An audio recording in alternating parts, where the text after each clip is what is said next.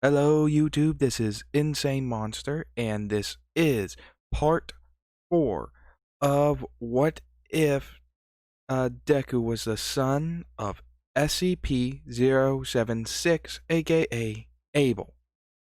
Now then, when we last left off, the whole USJ thing happened, and a few members of the faculty, as well as Izuku's classmates, were put into the loop of the world of the anomalous abilities outside of what they know about quirks. Now, with all that taken care of, once the what if starts, it will, well, you'll see.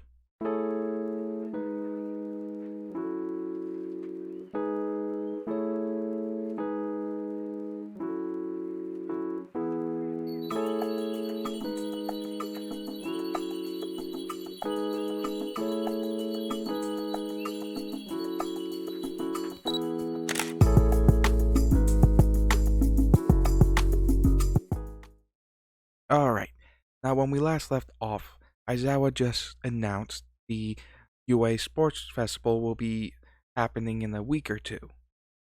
So they were excited and pumped to get ready, as they discussed about some things that they might be able to work on to be able to uh, get ready for the sports festival. As Izuku just states that he's probably gonna go train with some of his family members, which they realized about some of his family members are pretty freaking powerful. And at least one of them is some kind of eldritch god thing that Mineta is trying very hard to keep out of his head. As Bakugo asked if any of his family could help train him, Izuku smirked, saying, "I ain't got a problem, though you should probably be ready for a beatdown." With Bakugo looking at him intensely saying, "Bring it." With the other classmates stating that they also want to go training as well, trying to get a edge on the competition, training with some pretty powerful beings. He said, "Sure, but I'd have to ask Uncle Bright first to see if it's okay."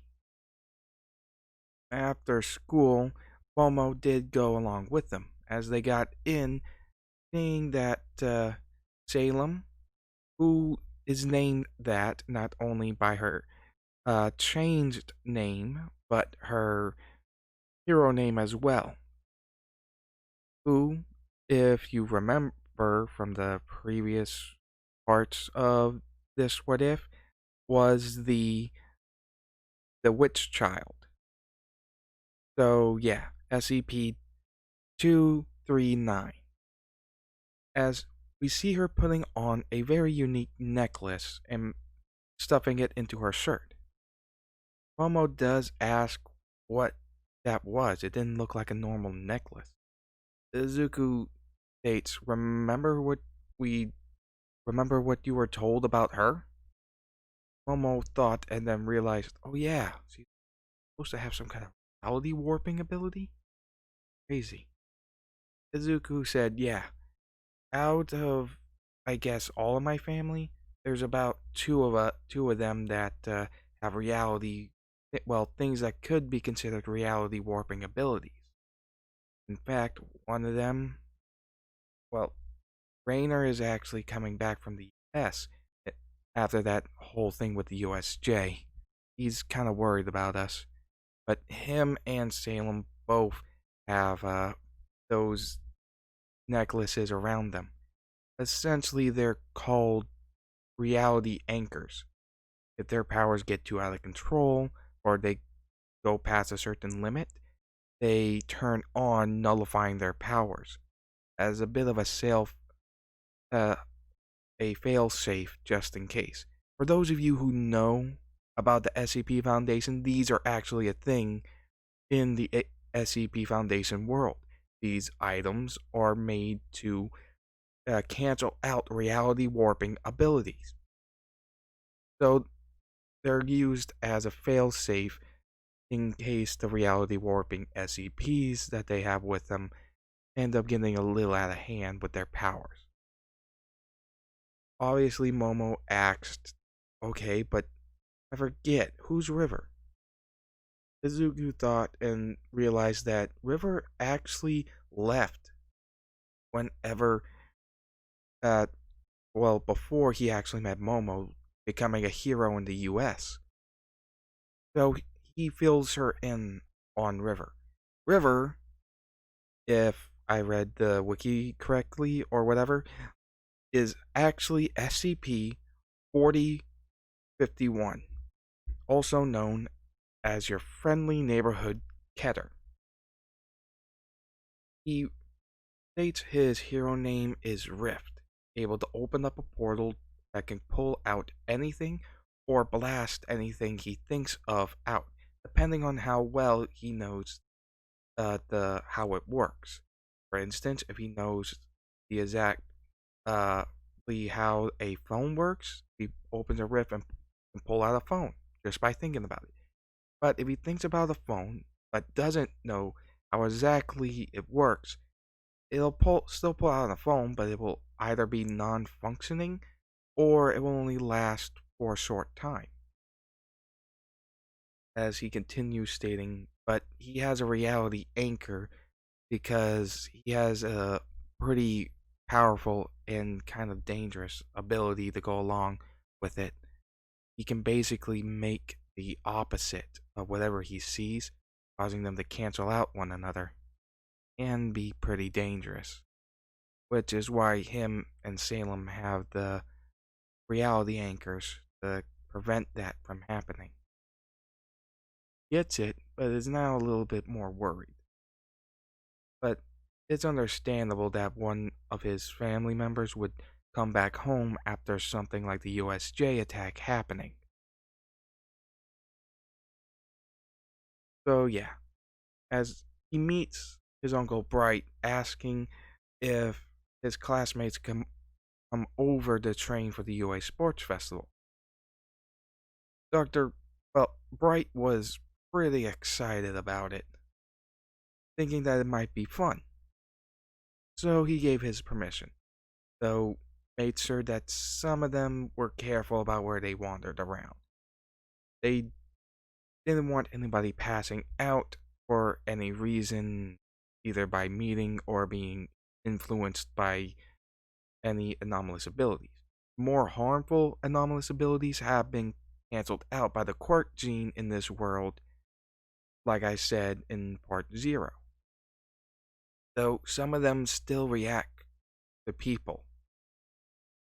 So, after telling everybody that it's cool, they do end up going to Izuku's home, where they begin their training.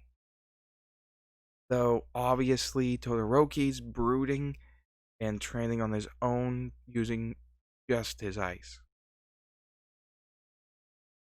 As for more head-to-head fighters, like Bakugo,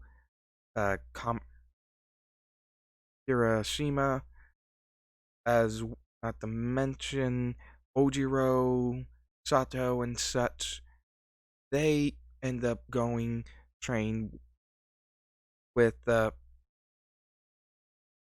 SCP that is known as Joe. Basically, he's the SCP that has the ability to, basically not be harmed by anything. They do have a large plot of land, so they had to go into the more wooded areas without any electronics, due to his ability to mess with electrical systems, causing random blackouts and such, depending on his mood.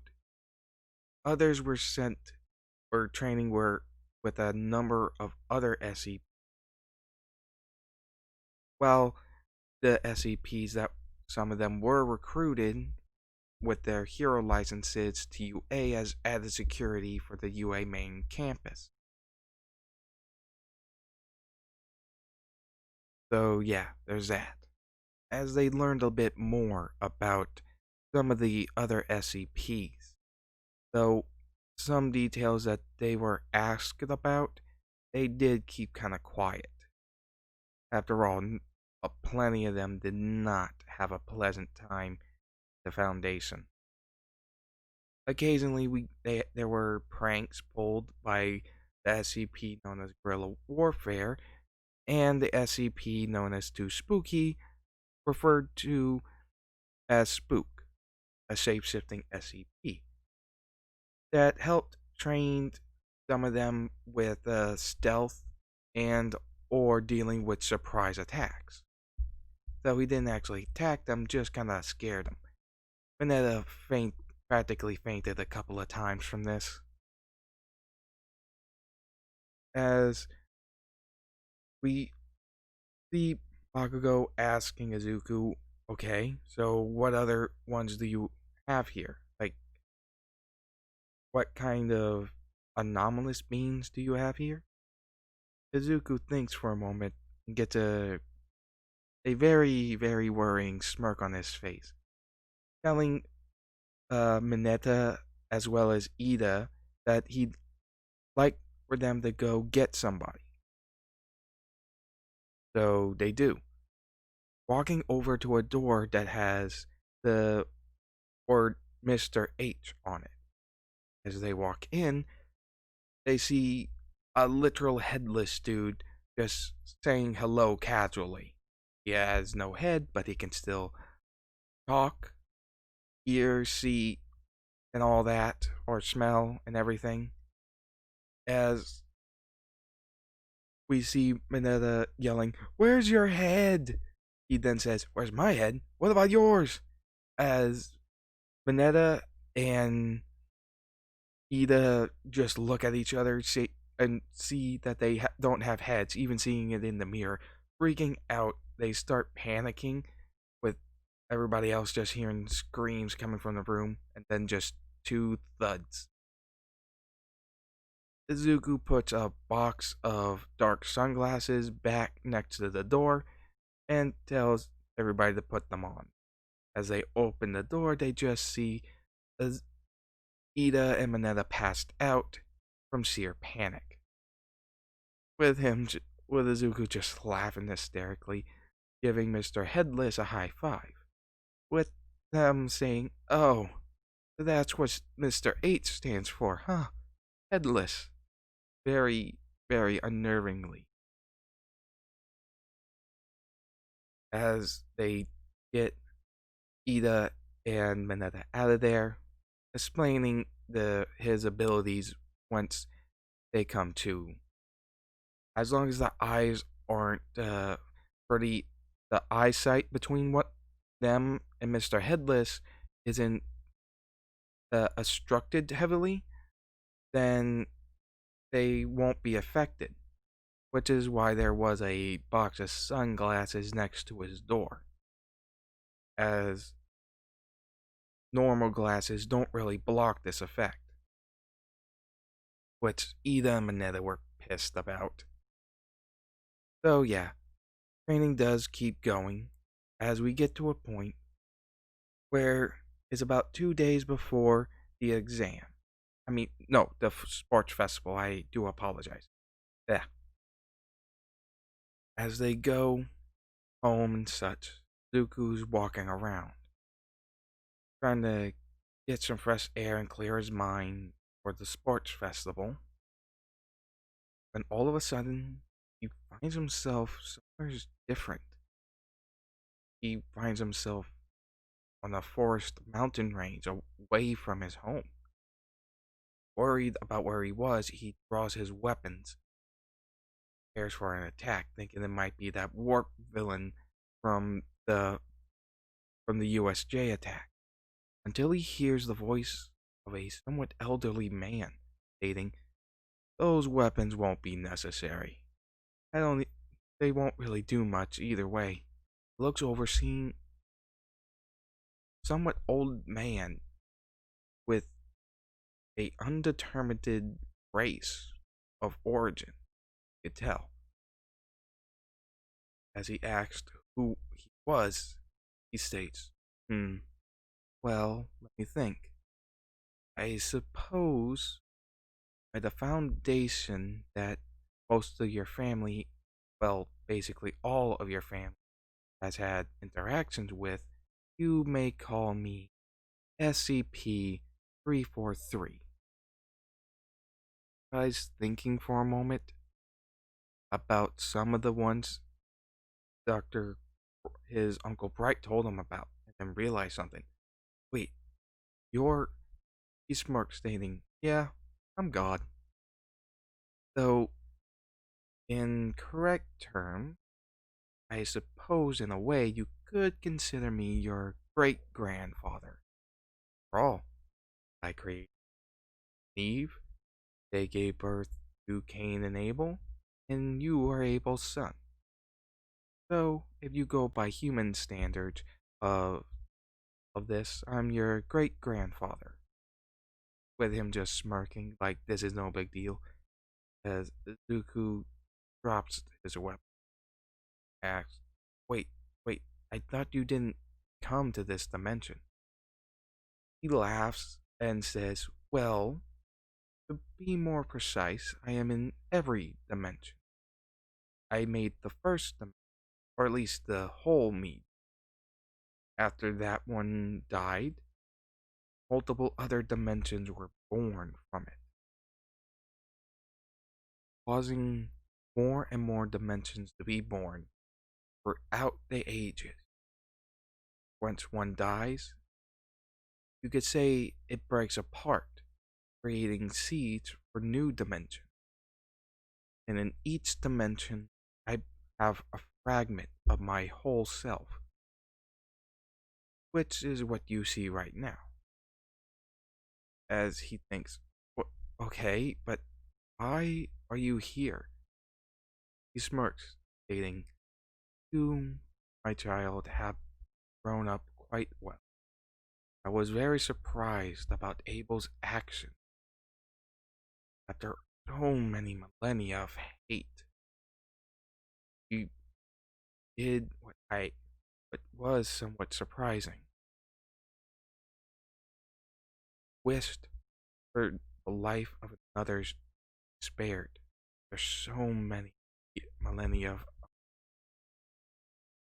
I am the one, or at least I am a fragment that helped that wish be realized. He is shocked by his eyes. Did you say you let him live? He looked and said, Abel lived a long, long life. Did many things he didn't regret till he met your mother and you. It was finally his time. He was cursed because he was filled with overwhelming hate. So, when that hate was gone, so was his curse. And I used it as well as the cube that spawned him, merging it with Savior as he. So, process also fragment of him within you. And it also seems like you got others in there as well. This confuses for a moment as suddenly appears right in front of him, putting his finger on his forehead, stating, I can allow a meet as he just sees odd void. He's wondering where he is, calling out, Where am I? Where did you take me? Hears a voice state, This is Mindscape, overseeing all tan, dark hair, silver eyes like know what this stunned. Surprised, huh? son. Just runs over and hugs him, not saying a word. Abel pats, stating, "Your hair got pretty long." And with him stating, "Yeah, can't really cut it. Every time it happens, it just breaks the scissors or the clippers." As they begin to talk, finally was talked to it, or at least a part of him that was inside of the body, currents of power. It went pretty well. When time was about out, Abel told him, "I've grown up wrong. Both body, will, mind, spirit, and you have found some very acceptable comrade to fight with.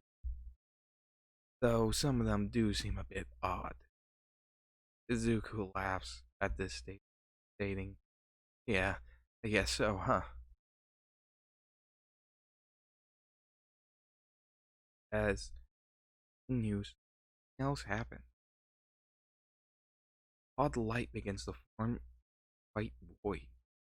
It bursts, engulfing Izuku, his dad, and the mindscape, filling in front of them looking. Afterwards, for this episode, was able to hold remain strong, even if you don't talk again. I'll always, piece of me, always be in here, as he pushes his chest over, waking up suddenly. God laughed, stating, "Oh, well, that was interesting. It looks like the other fragment of people quite lively." Dooku was that. He states, "Well, in a way you could say, besides yourself, are fragments of 9 other souls within you, including your father, the 8 that you saw now." What to say? As God tells him that it's time for him to go back home, that he hopes he enjoys that gift he's smiling, but before he can ask anything else, he's back where he was before, talking. Went back to his room, lying down to get some sleep. Guys, think, "I'm not going. I'm gonna keep better. I'll be the best this world's ever seen." Dooku does have a very competitive attitude inherited from his father. As we get to the day of the sports festival, and like in canon, Midnight is overseeing it, as he calls up Izuku for being the one who got the top score. Stepping up to the plate or the platform and such, he grabs the mic and is telling them that, with a little bit of a flashback, seeing all the people in front of the classroom that were scouting him, stating, "I know a lot of you aren't a part of the hero course, but strive to be. So I'll say this. You and I both know that it doesn't just take a strong quirk, or at least I hoped you. I've seen all kinds of things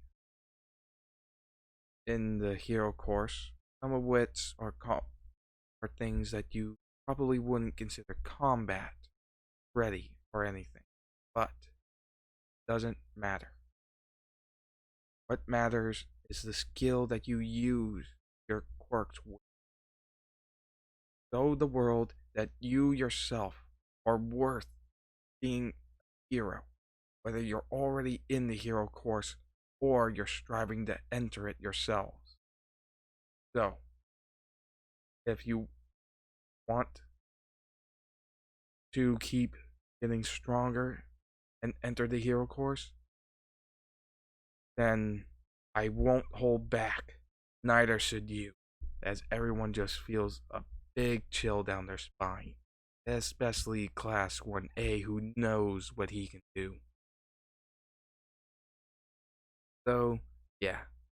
Afterwards, there was some cheers, and Midnight begins the speech, stating that they now have to roll for the first event, the preliminary.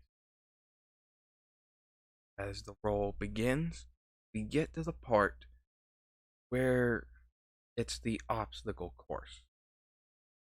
It begins similar to as in canon, though Izuku this time produces chains with blades at the end to stab the upper walls of the hall in order to get out of there.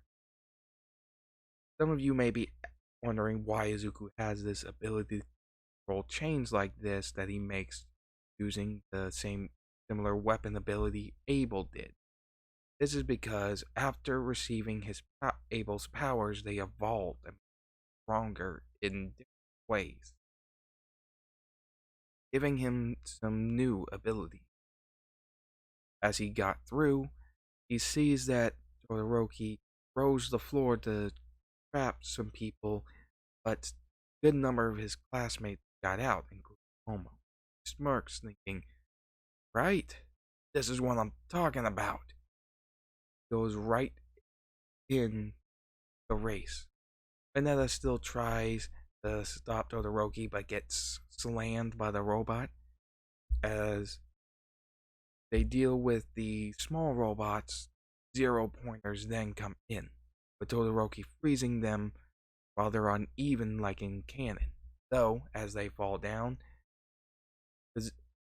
deku winds up his fist, marking, stating, not bad, but as he throws a punch with one for all backing it up, sending the 0-pointers back so that they wouldn't fall on the students.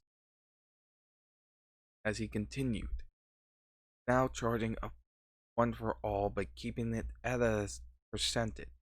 During the week's training, he was able to control it at a lower percentage, so he would be less of a bull in a china cabinet.